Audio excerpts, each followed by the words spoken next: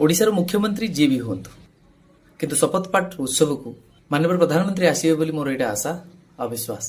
जदि माननीय मुख्यमंत्री पुणी थे चीफ मिनिस्टर हुंती मिस्टर पांडियन जो इनवाइट करछंती प्राइम मिनिस्टर को आउ किछि गिफ्ट आनिबा कथा कहछंती से दुईटी गिफ्ट रे से आनिबे बोली मोर विश्वास। कोइला रॉयल्टी ओडिशा पई सेटा वृद्धि करा जाऊ चासी मानकर जो रही सर्वनिम्न मूल्य सेटा को भी वृद्धि करा जाऊ बोली मोर आशा। ता सहित जने ओडिया हिसाब रे प्रधानमंत्री को मु कहबाकू चाहे जे जदि सी 9 तारिख आसंती बा 10 तारिख बीजेपी रो जदि चीफ मिनिस्टर शपथ नियंती ताले तृतीय गिफ्ट हिसाब रे से ओडिशार खनिज द्रव्य को लूट करथिबा आ विभिन्न टेंडर फिक्सिंग करी ओडिशारू कोटी कोटी टंका आत्मसात करथिबा कोनोसी भी व्यक्ति को से छाड़िबे नाही।